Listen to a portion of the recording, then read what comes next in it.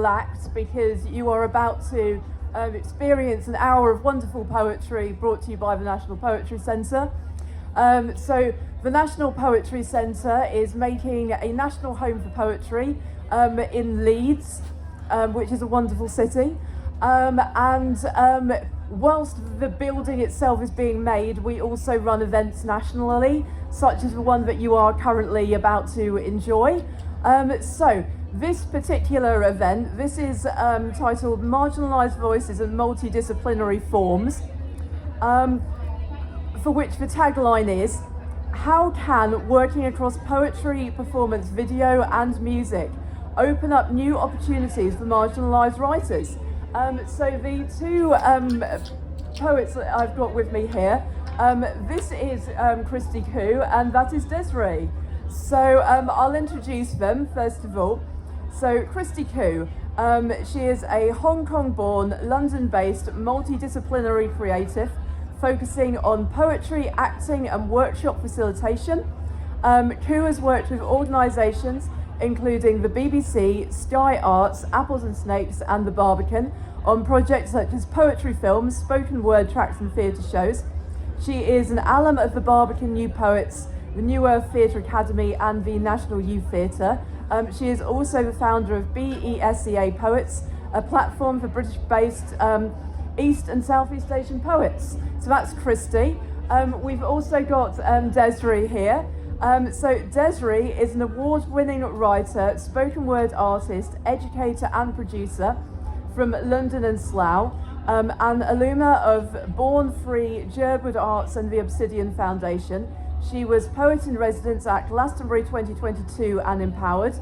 Her work is featured on Sky Arts, BBC Radio Berkshire, and in Joy/Us, Poems of Queer Joy, Ink, Sweat and Tears and more. Her debut poet collection, Altar, which I'm about to hold up for you now, just a sec, my book of bags, bag of books. This is also by Desree, and you can buy it in the bookshop. I think it's right over there where that man's waving his hands. So yes, buy her book. I shall pass you over to Christy to go read some poems. Hello. I'm just going to do 2 poems for you to set up the context for the panel chat.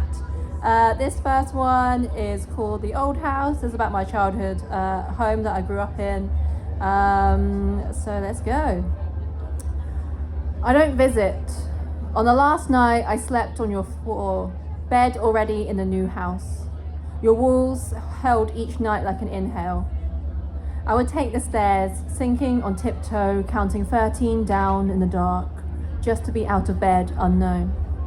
Each morning I wiped the window, wringing out the condensation. A maid's lungs could hold so much water. I didn't realize carpets weren't supposed to be that thin. I hid Bibles in you. In shallow baths, looking up at your ceiling with mold constellations, I wondered if I'd ever float. Remember how we had 2 front doors? To lock things out or lock us in. How we couldn't take the bins out after sunset. How Halloween made our neighbours monsters who bombed with eggs. How they only ever aimed at us. How your glass shook like a heart attack, but you never broke. In daylight we cleaned you of yolk, shrapnel, shame. I wished bricks for their bones, their glass. Do your walls and floors still hold my family's implosions? If I put my fingers in your cut, split plaster and board, would I feel nuclear again? When I laid on the floor, did you soak up the fallout? Is this why I remember so little? Why I no longer burn? I always wanted to run from you. I sleepwalk back. I wake up somewhere. Thank you. This second piece, it's a monologue from a play I wrote. The play's called Unbirth. This is what I kind of call the taxi monologue. So as mentioned, I was born in Hong Kong, and my dad worked as a taxi driver there, and he would drive night shifts, and he would come home only really at dawn, and I was still a baby then. So this is about when your parents work in a service industry or like public facing jobs, and how you're just like always worried about them, or you look back at it and you're kind of concerned for them, but there's so little you can do, and you just hope that the members of the public are nice to your parents when they're doing their jobs. And also just kind of like, they work so hard for you, can you ever actually be like worth it? So this is the monologue. Baba moved in the odd hours, driving his taxi in the Hong Kong night. I wonder who gave tips to my dad. I hope people chatted and laughed drunkenly and were joyful in their seats. I hope they were good to him. I hope they sang along to the radio, sat, screamed, "Have a good night, thank you, bye," as they tipped out of the doors, heavy with alcohol. I hope girls with ringed hands and bracelet wrists dangle their limbs out of the window, feeling the humid air turn liquid. I hope they remembered politeness in their dizziness. I hope the older businessmen heading home had conversations with him in soft Cantonese. I hope he occasionally found people who spoke Hakka, and they spoke the old village tones together for a slice of an hour. I hope rich white British people, in their refusal to learn Cantonese, were patient with my dad's English as he drove them in the peaks. I hope people never ran from the red meter ticking. I wonder who his taxi cab friends were, if they leaned against their cars, smoking in the taxi ranks, inching up the queue, waiting for passengers to release them from the line. I wonder what these men chatted about. If my dad kept a photo of me in his wallet and showed it to them. I hope the suitcases he lifted up and down from the boot were light when families made their way to the airport. I wonder if he sat outside the terminals and knew that we would be boarding someday with our own suitcases for another land. I hope he felt like he was landing home when he arrived back at the apartment, sliding open the metal gates and unlocking the door. I hope I was a good baby waiting for him at home, that I smiled at the sight of his face appearing like the dawn over my crib. I hope I giggled and kicked my feet and arms wriggling with joy. I hope I was worth it. Thank you. Woo! Okay, give it up to Christy. Now some poems from Desree. Yes. I'm gonna start with a joke, if that's okay. Yeah. So, a girl walks into a bar and says, "Ouch." Because it's a bar, so she walks into the bar. Thank you. I've never done a poem sitting down. Yeah, it's a bit weird. Okay, sorry, I'll say another one. A woman walks into a poetry night and she screams, "See, safe places are only safe when the monsters show their face," and it's funny. How the same men protesting hashtag all men are trash are now pulling their friends out of black bin bags, and it's funny. How sexism can still prevail even where liberals dwell, and it's funny. How often we confuse enlightenment with entitlement. How conscience is only a result of consequence. How even in these progressive circles, a woman is still just a man's accomplishment, and I am tired. I do not want to hear another "I am sorry, I got caught" apology. Because if you break something, you cannot fix it with "I'm sorry, so I don't want your apology." I don't want your excuses. I don't want to hear "boys will be boys." I want to be surprised that they do this. These men make our movies. They run our poetry nights. They tell us jokes. They host children's TV. They have the nuclear code, so no. I do not want to hear another person tell me not all men. Because if every woman has at least one Me Too story, yet we outnumber them, that doesn't make sense. So instead of saying not all men, why don't you just try not to be one of them? And don't liken this to a witch hunt, because a witch hunt has no substance. We have receipts, we have tweets, we have confessions on TV. No wonder why not even the arts wanted to hear women speak. They were afraid. Because look at how resilient we are, even through all of this pain, and it happens again and again and again. And I am tired, and yes, I am talking to all men, because we need all men to stand beside us, because time's up. Because yes, that has happened to me too. So maybe a woman can just walk into a bar or walk home or mind their own business and get the respect that they ought to. Thank you.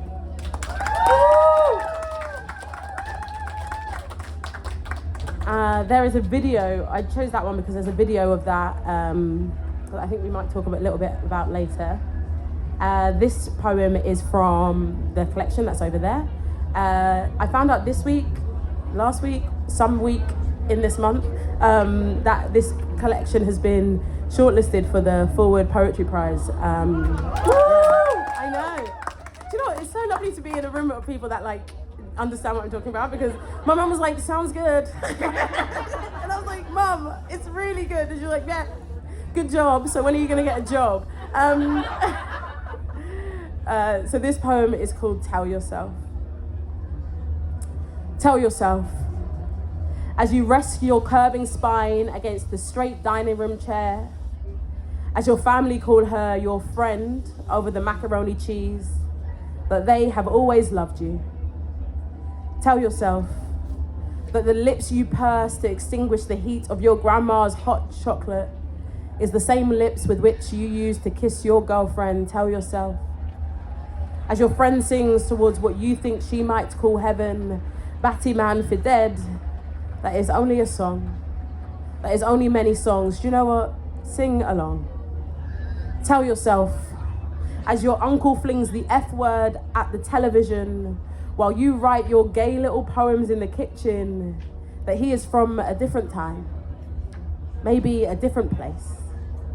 Tell yourself that you and your girlfriend's bed is an altar that does not require a sacrifice. Tell yourself, as you weave your bodies between one another, that you are not a tapestry and that you do not have to hang to prove you exist. Thank you. I'm gonna do one more from this. It's two poems I'm gonna put together so seamlessly no one will know, so I don't know why I shared that with you. But I'm gonna do this one and then I'll do one more and then I'll stop talking. This poem is a mixture of Crown and Call It a Halo. She could have had horns and I would have still praised her godliness, because God made light and I see that between her fingers, how her hands stitch and fluff and shape what was formless. Each curl embracing the other, only separated by wide teeth and hands patient enough to turn sheer into stardust, because God made skies and every part of her points to it. And I wonder if I have believed her into existence. And now she is looking at me, looking at her. So I catch myself and cough and say what all black women say to each other in the bathroom. I love your hair, sis.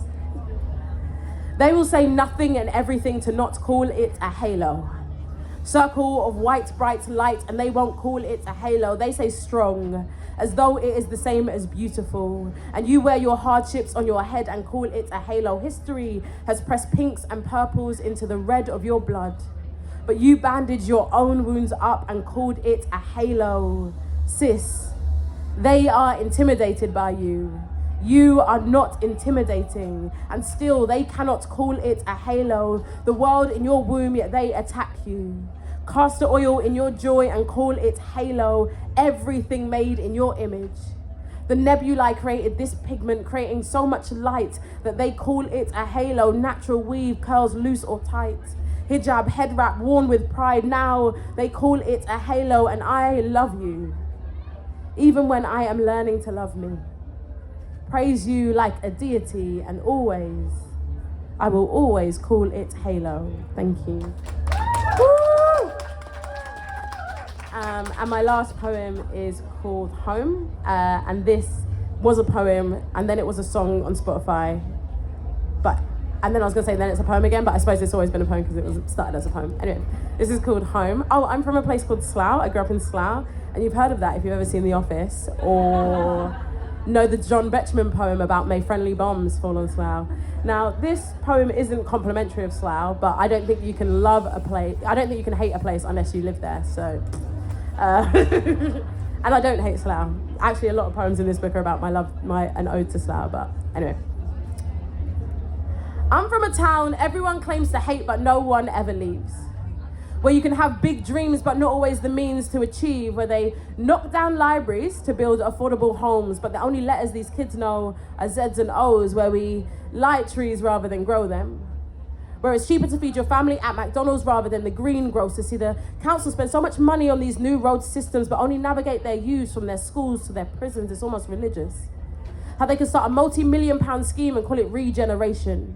When more than 8,000 of their children are living in poverty, I call that gentrification. And what's dangerous, these constant reminders of no hope. So you can own an iPhone, but you'll never own your own home. But you can hop on a bus and see how the Queen lives. Trust fund? Trust alone is in deficit. See, if money don't come quick, it doesn't come. A generation of absent dads and lost sons, Instagram girls and crap mums. What's the benefit in benefits if nobody's benefiting? When your scales are in the living room rather than in the kitchen, so you want to move no weight, you're moving weight. Are these the benefits of living in broken Britain? I don't see it. How we can so easily fail our youth with alternative facts and non-truths and no representation in the evening news. So they call us crap and we fulfill that prophecy. Because between getting pregnant and getting a job, only one will secure you a property. So you can flip food in McDonald's or flip food in these streets. Either way, this system is not designed for everyone to eat, and that's not because you're weak, it's because you do not have the means. See, Eton and my high school were not afforded the same luxuries, but we were 1.9 miles away. But them guys are on like 9.1 times my pay grade. If you invest in the youth, you make what they make. Change the connect to the tax man, we all make money the same way. So to regenerate something means to grow from damage and loss, but at what cost? Are we prepared to write a whole generation off? Thank you, thank you. Hey, thank you so much, both Christy and Desree. That was fantastic, and I think some of those poems we're going to refer back to in our coming discussion. So the reason I've brought Christy and Desree together is because they are both multidisciplinary creative people who've made videos, have made audio, have done performance, hosted festivals. So this discussion is really to talk about how you do those things and what effect those things have. And at the end, I am going to make sure that there's time for you all to ask questions as well. So you don't have to. I won't put a mic in front of your face and force you, but do have a think. Have a little think about what you may want to ask these fabulous people. So my first question, which is for both of you, which is when did you first start experimenting with other forms like music and video?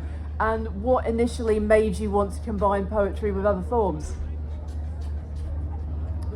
Ooh, so there is like a really amazing poetry scene, amazing spoken word scene, and there are so many brilliant, beautiful poets and writers and artists within that scene, and just kind of seeing them make really incredible work. Like, for example, like Inua Ellams is a really phenomenal, just all-round creative. He began with poetry and then moved into playwriting, and from there he's stemmed into like loads of different things. He's really phenomenal. But just kind of seeing what can be done was really inspiring, and that kind of got me thinking of like, oh, how can I combine my other like passions, my other art forms, and just make something interesting, basically. Cool. I think it more so kind of stems from not feeling like a poet. So I spent a very long time not knowing what I was doing was poetry, because the only way that I'd ever engaged with poetry was like at school in this like really like cis dead white man kind of vibe. So like, and that wasn't me. So I was like, oh, like even now it's very jarring to call myself a poet. No, that's not true. It's very jarring when I say I'm a poet and people are like, you're a what? And I'm like, yeah, I'm alive and I'm not white or a man, so that's really confusing for you. Yeah, so the idea of like mixing genres was like, it doesn't feel like a thing that I'm doing. It feels like the thing that has to be done. Like I never thought that this was my space, so I combined it with other places that I felt maybe marginally more comfortable or not comfortable at all, and kind of like, but I do feel comfortable here, so it's just about mixing. Yeah. Okay, so it was kind of inspirational people around you, and it was kind of there from the start, really. Okay, so again, question for both of you. Which of your multidisciplinary poems are you most proud of, and why?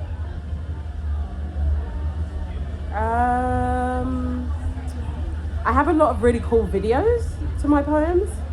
And that's because I worked with some incredible filmmakers called Word of Mouth London, and I worked with them in a producing role as well, like finding other people to kind of like bring these ideas to life. So like creating all of these different like series where people were able to create, like where we sat around and like workshop like where could this poem most feel the most alive if someone was going to watch it in its live one take form, but in a backdrop that kind of like helps tell the story.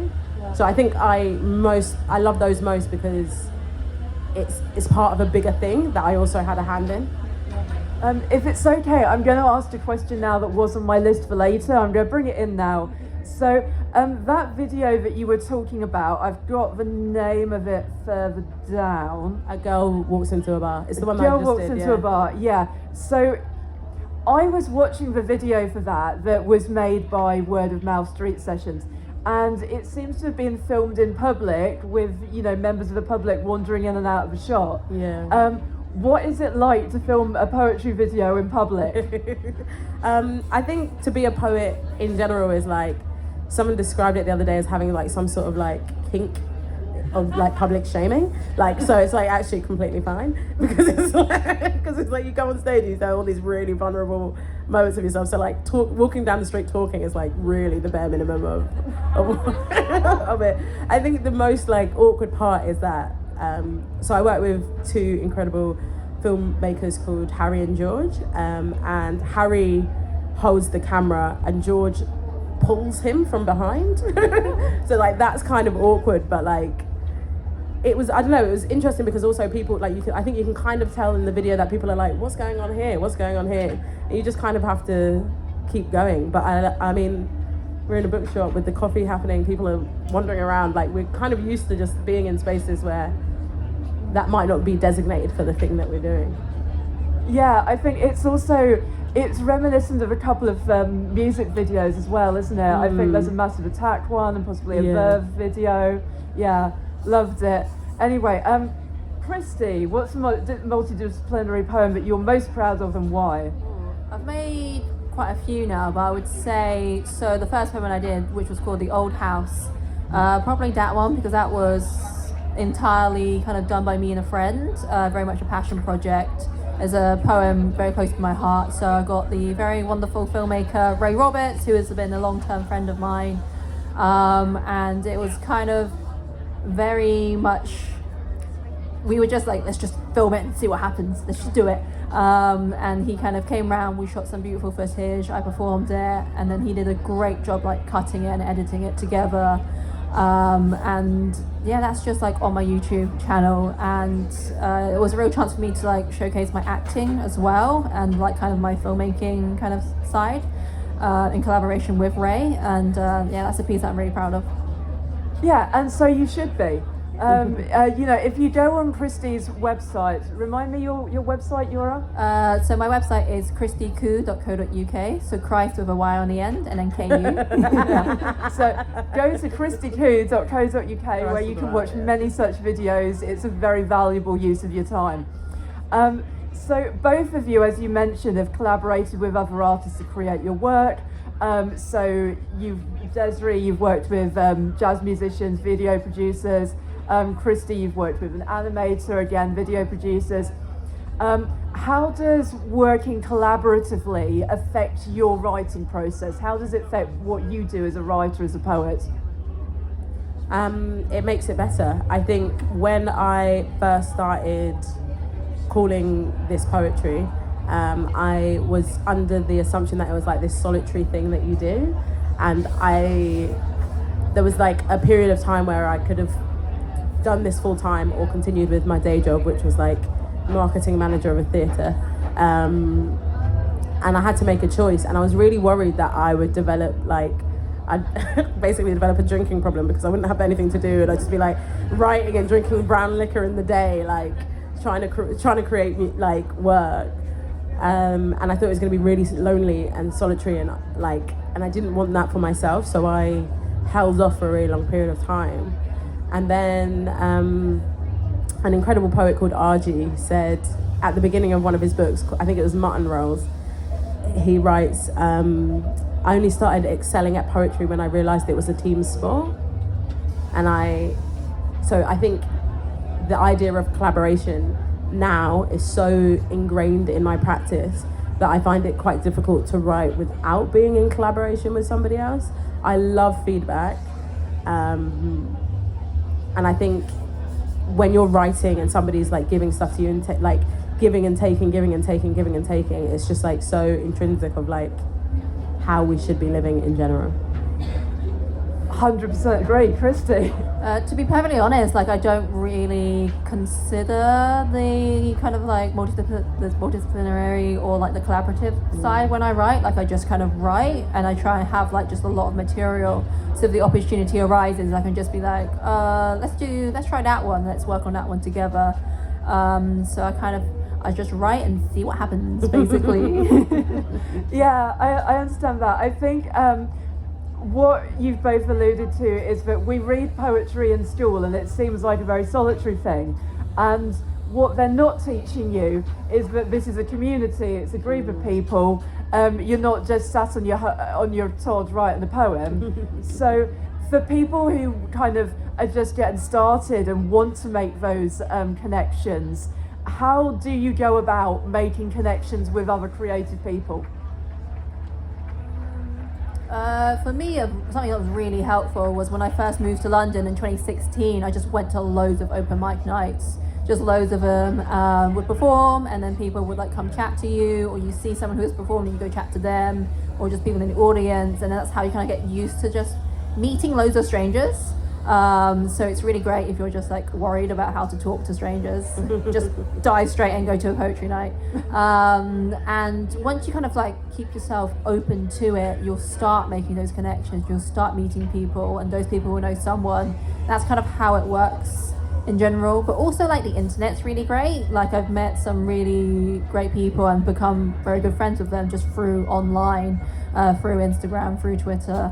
RIP Twitter. And that's kind of ways of how connections can happen. But basically when you're just like open to it, things do just start coming and they start aligning. Even if you don't intentionally go after them, things do just start coming. So yeah. I think that as well, like to, oh my god, I was about to be in a business meeting. To piggyback off Christy's point, I also believe in working across, not up.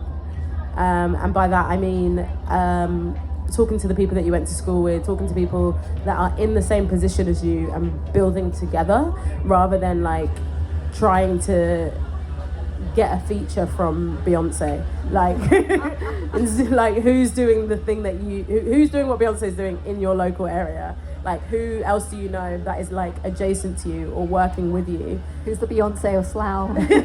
Me. No, I'm not. Sorry. Sorry. More Kelly. Anyway. Not Michelle, but Kelly. Anyway. Yeah. So like moving across and like working alongside people that you've grown up with. Like I put on an open mic night, and I worked with a group of poets that I kind of came up with, and did like created I don't know what you'd call it, an organisation that still kind of like exists now with younger people that have come up, because we worked together and we didn't try and be like, oh, I wonder what this person's doing. We did like, I wonder what we're all doing next to each other. Wow. That is fantastic. So, Christy, you have set up an organisation called BESEA Poets, which is a collective for British-based poets who are from East or Southeast Asian heritage. So you can follow this organisation. Go onto Instagram and search for BESEA Poets, and you can follow this great organisation. So Christy, can you talk a bit about how you set this up, what it does, anything else you want to say about it? Yeah, so I was very lucky. I got into poetry, mostly the poetry scene in London, and it's very diverse. But I was just like, where are the other East Asians? Where are you? Every time I go to a night, I'm like got my like Asian detector on, like where are you?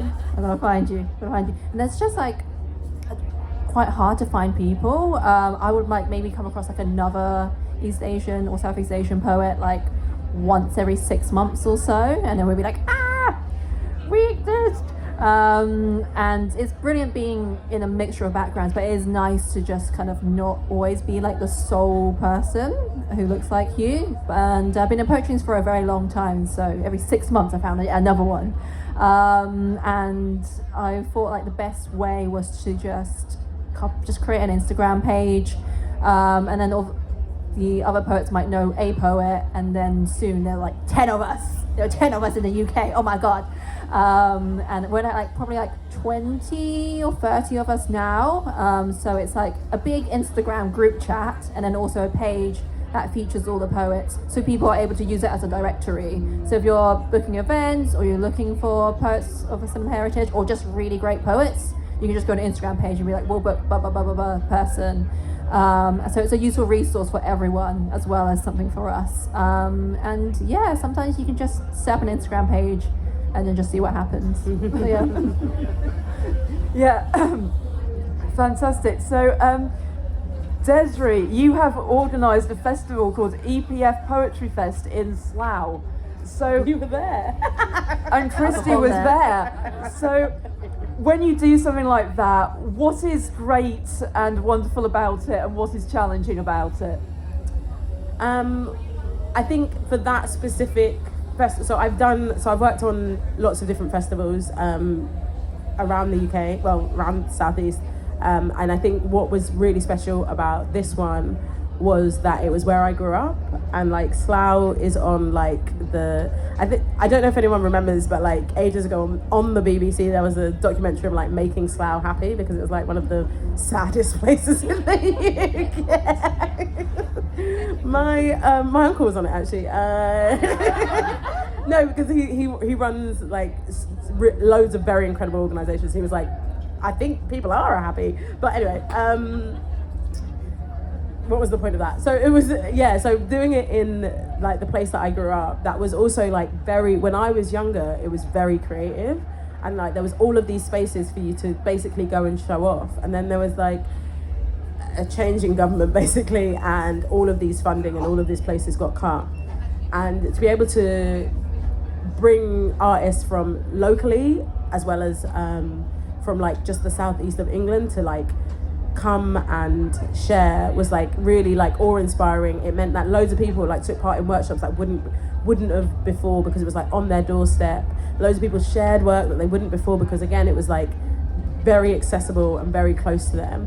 And community is like the biggest part of my practice. It's like, as much as like, as I said before, as much as I'm a writer, I write in community. As much as I produce for the community. As much as I do poetry, it's about like speaking to, for and with my community.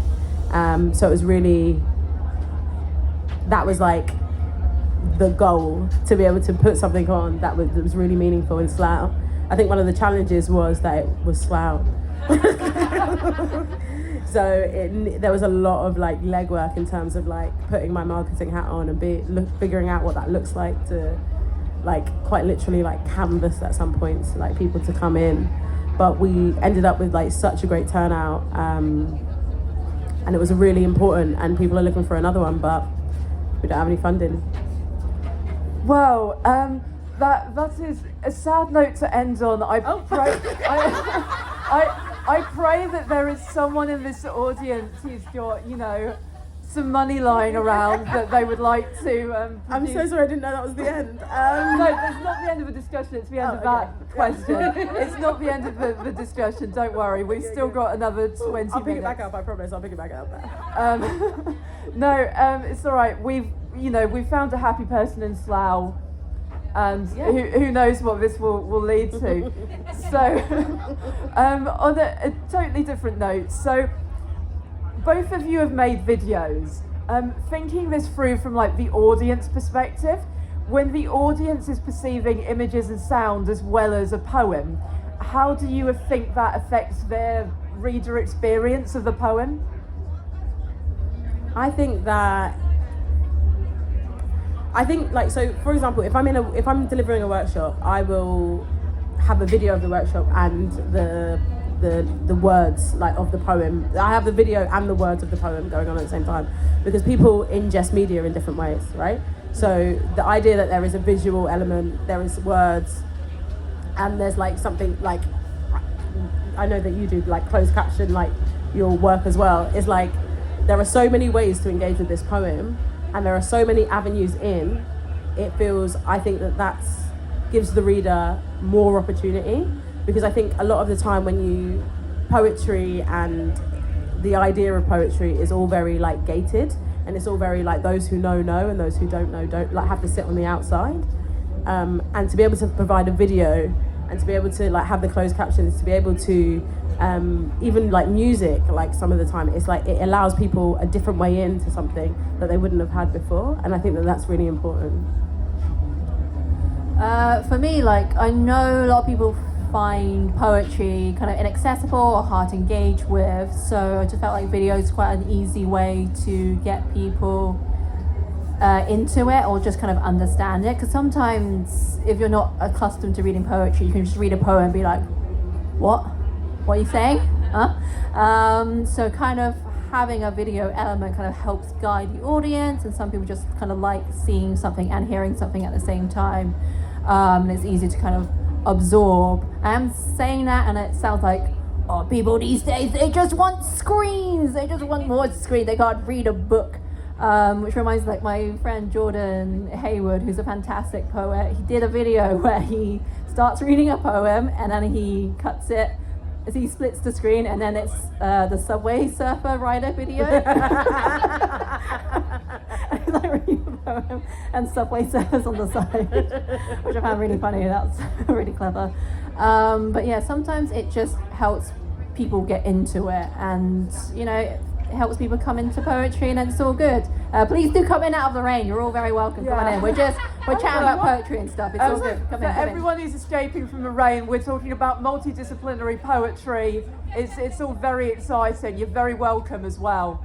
I was wondering why it filled up. It's for us. It's our star power. We're just so magnetic. Come on in. Oh, it's raining. Cool. Okay, so Christy, you have made two fabulous videos called Adrift and The Old House. So home and housing seem to be really important to your poetry. How does working with video help you to express your ideas about housing and home, those things? Yeah, so housing's always a nightmare. It sucks for everyone. And like housing and homes is always a very common theme that I always keep coming back to and always keep writing about. So I lived in my childhood home from the age of like 1 through to 18, so a good solid 17, 18 years, and a very like complicated relationship with it. And still to this day, I haven't lived in that house for a good, how old am I now? Oh God, it's been a while. Well over a decade.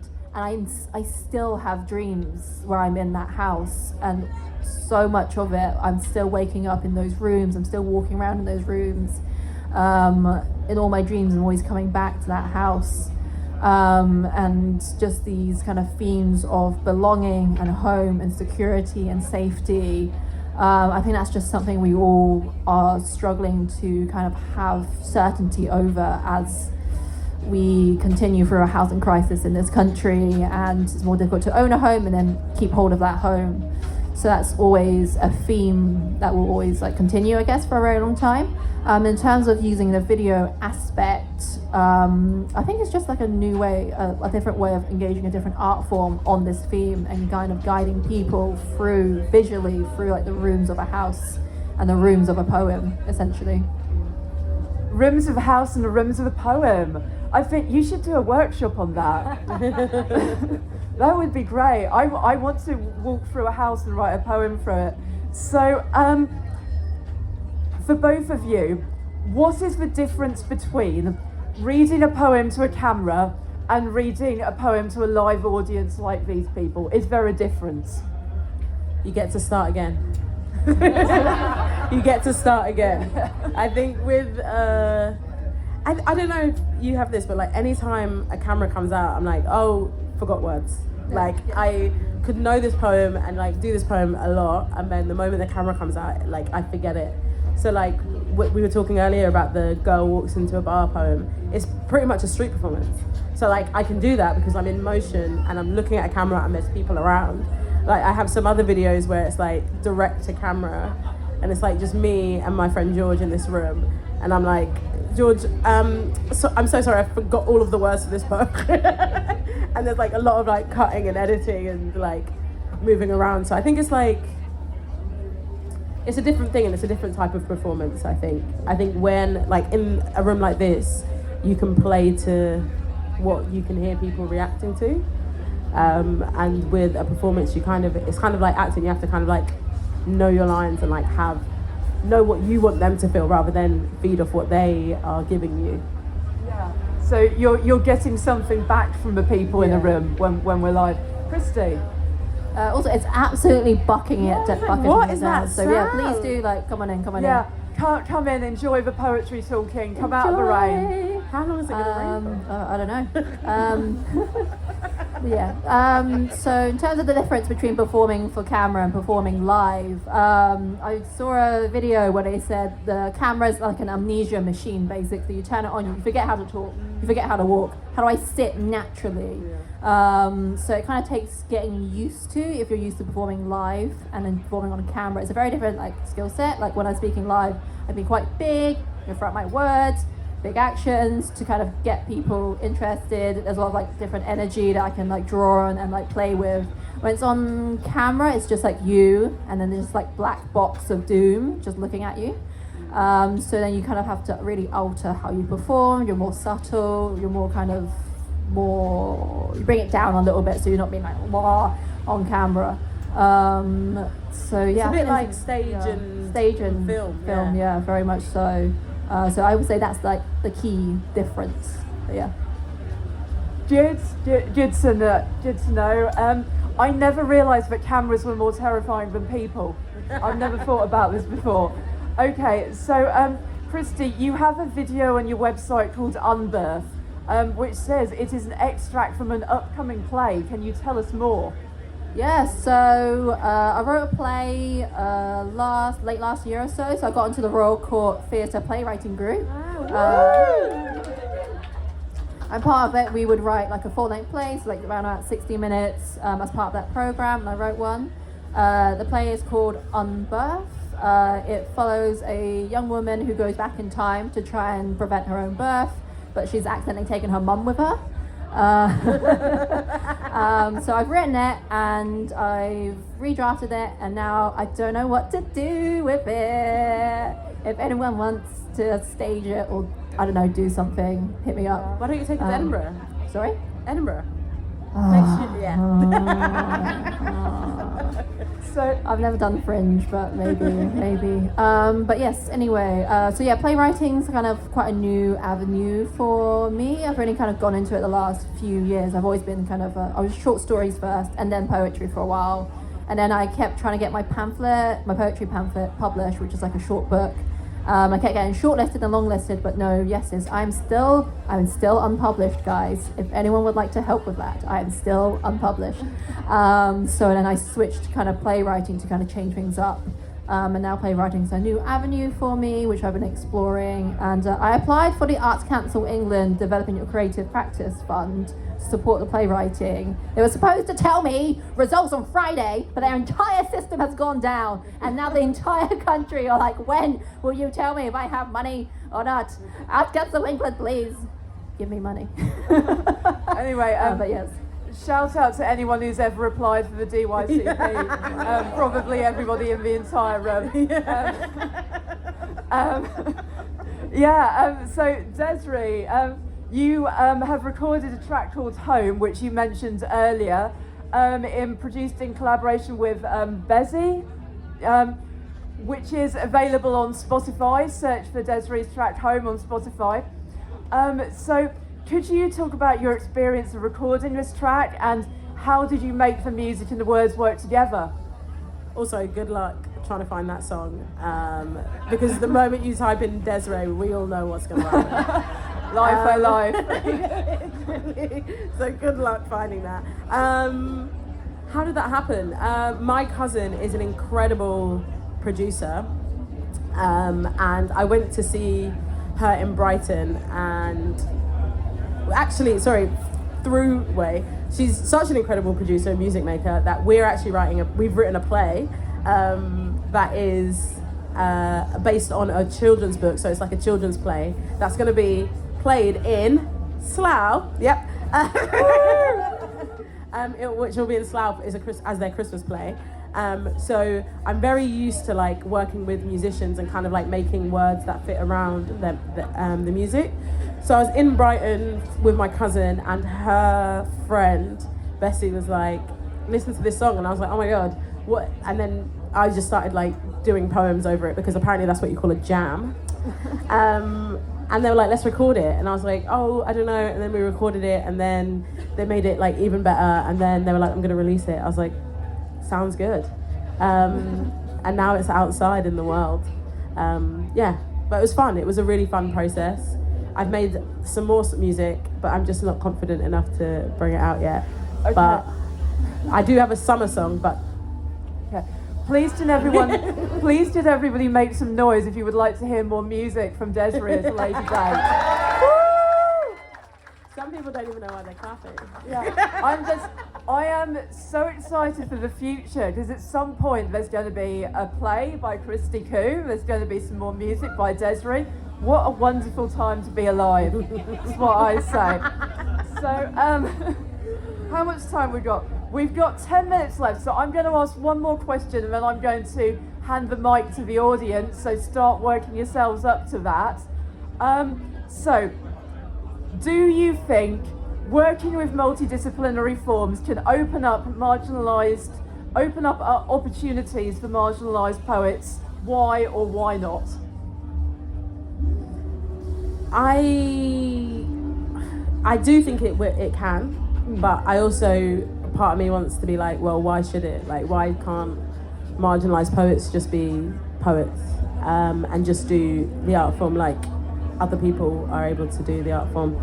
But I do think it does, because I think there is a level of like excellence that is expected from marginalised people that we are always hitting. So I think that there is like, it is able to, because we're able to take things, create things, break things, build things from lots of different things. So I think, yes is the answer.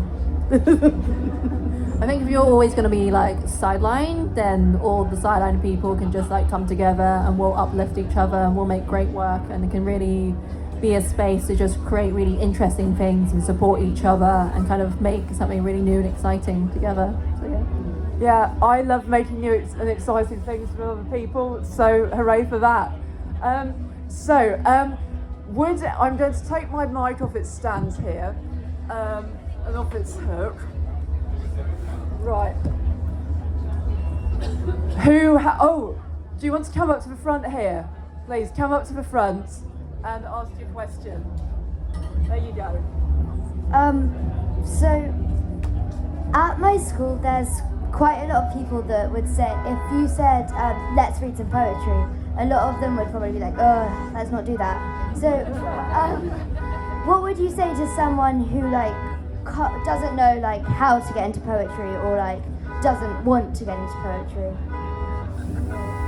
Sorry, that sounded strong. Could you please stop honking? Can you stop honking? We can hear you. There we go. So ironically at school I did not like poetry. And now it is my job. I think it is kind of, God bless, because like the teachers are trying really hard, but they are given a set curriculum, they're given very limited time and resources.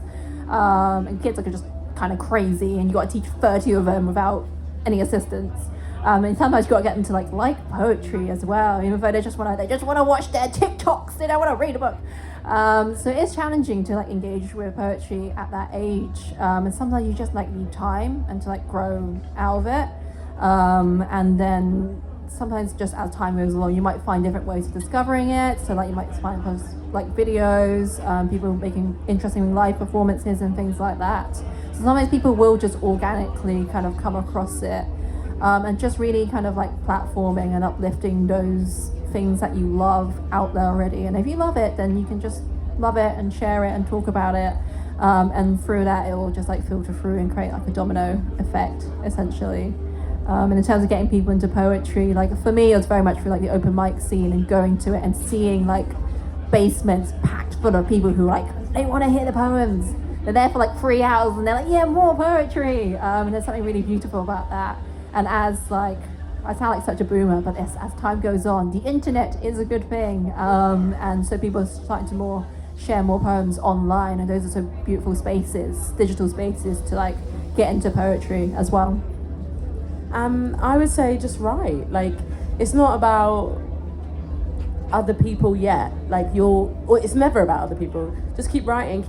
And what you're gonna do is you're gonna write something one day and you're gonna be like, I have to share this with one of my friends because they're gonna really like this. And you're gonna give them a line, or you're gonna give them 2 lines, and they're gonna be like, oh my God, this is so good. Like, can I hear more? And it doesn't necessarily be about them like creating more poetry if you enjoy it. And I think if you want to keep writing, there's like lots of different ways you can. One of my favorite things to do is if I'm feeling like, oh, I don't know what I want to write about, I open a book at a random page, and then and that's going to be the first line of my poem, whatever line is in there. So you can do that. You can do that with your friends. You can create like little writing circles where you write a poem together. So everyone writes a line and sends it round, and then you can get little silly poems. If you want to get them involved, there's lots of different ways that you can get them involved. But also you should write for you first, and then see what else happens after. Yeah, those are both fantastic answers. I'd just like to add to that, as somebody who has taught poetry in secondary schools to very tired and moody children, you can get people into poetry with the power of your own enthusiasm. Be embarrassingly enthusiastic at all times, and people will have no choice. but to pick up some of your enthusiasm. Who else has got a question? Oh, right. Would you like to? You're quite a way away from me. Could you come a little bit closer?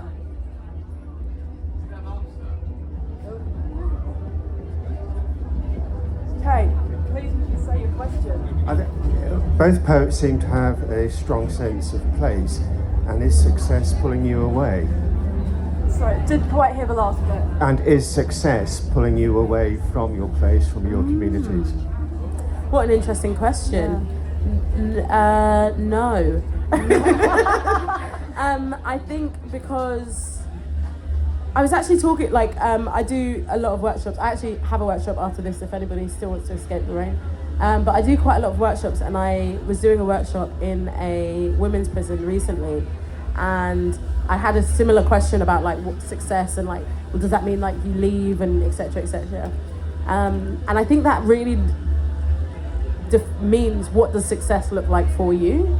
And for me, that doesn't look like a pension, but it does look like job gratification. It does look like being able to connecting and be in communities. It does look like being able to wake up and enjoy what I do. But it does mean no pension, but no. Yeah, I love that you think we're successful. Earlier this week, I was lying on the floor, being like, what am I doing? What am I doing? Why did I do this? And a week before that, I was on LinkedIn Jobs. But in terms of, what I've really loved is that poetry scene is really encouraging. It's such like a small kind of niche thing, that if someone's doing well, you're just like, whoa, a poet's doing well, oh my God, because it does create a domino effect. Like if one poet does really well, like you can hate on Rupi Kaur, but like she's done well, she's got loads of people engaged and interested in poetry, which makes other like organizations and things like, oh, maybe we should bring on a poet, maybe we should do create opportunities for poetry as well. So it really does lift everyone, and it's a very small world, so everyone kind of knows everyone. So if you're going to be the type of person that like climbs up the ladder and then pulls it up behind you, you're gonna get iced out real fast, because it's very lonely. and people might not be so willing to like pull up a poet as they might, I don't know, like a musician or something like that. So you really gotta like stay connected and stay grounded to community. Otherwise, you will be iced out and people die from exposure. So stay friendly. Yeah, I mean, poetry is a dramatic business. Yeah, make sure you support the people around you. I think we have time for one more question before a break, and then Desree's workshop after the break. Who would like to ask a question? Go on. Hi. Okay.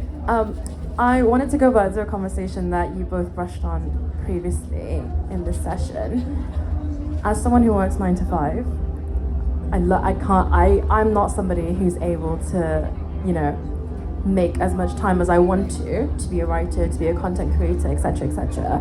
But one thing I'd love to know from you is, obviously, I have my own communities, I have my own circles, and I will collab where possible. But it would be good to know when you are basically alone doing that work, creating that work, like no one's there to encourage you, right?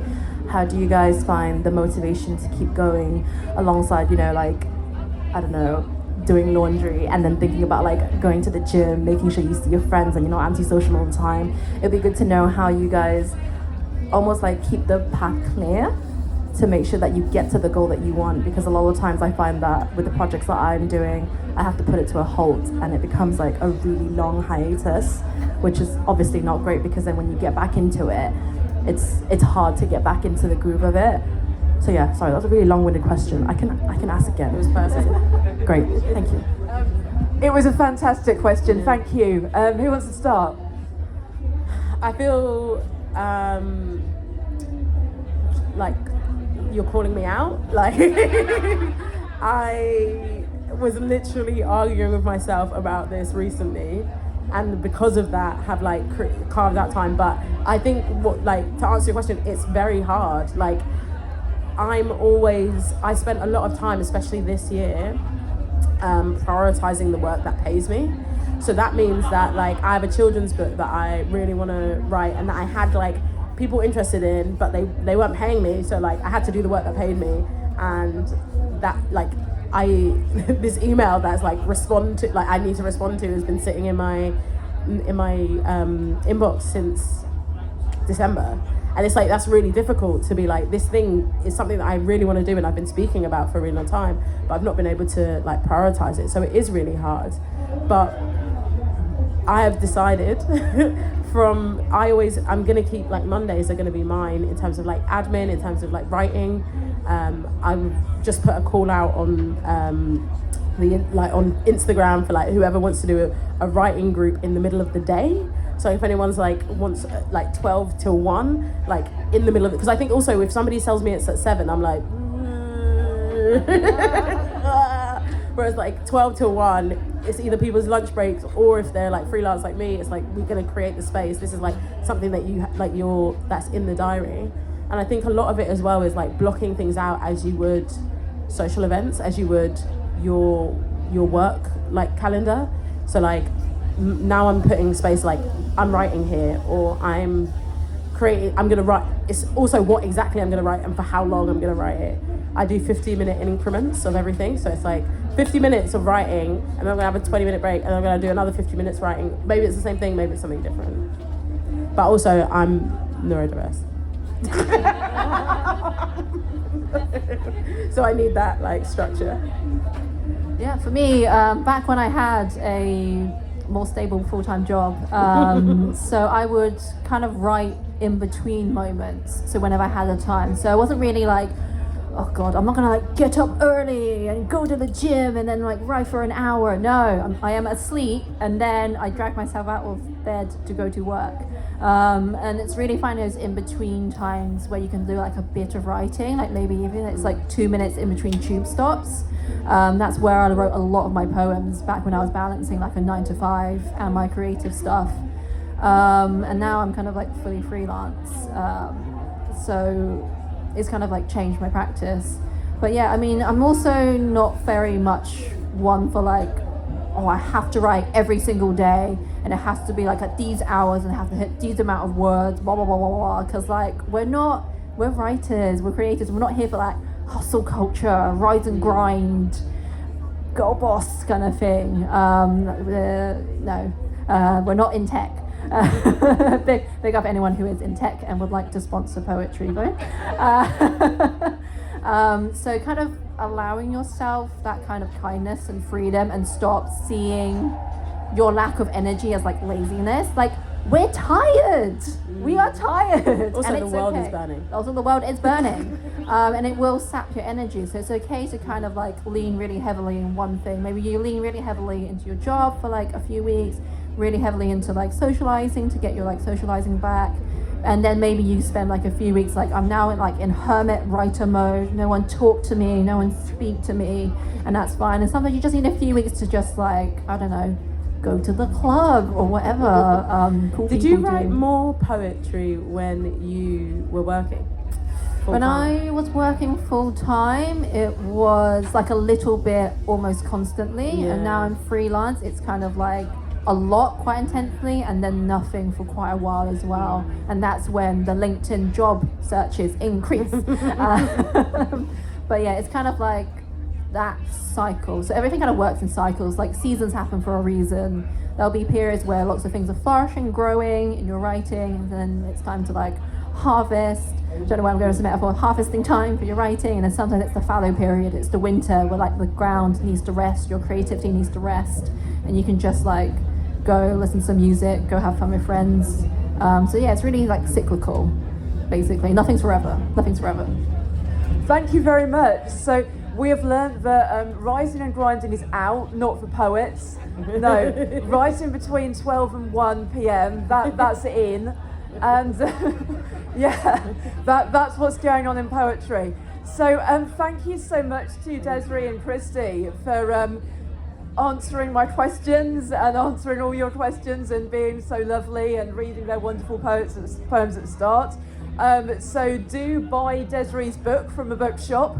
Look up Christy Koo online and find her videos.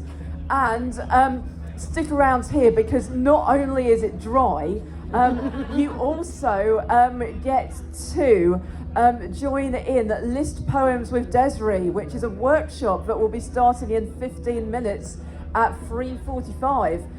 So if you're thinking, but I don't have a pen or a notebook, don't worry, I have millions.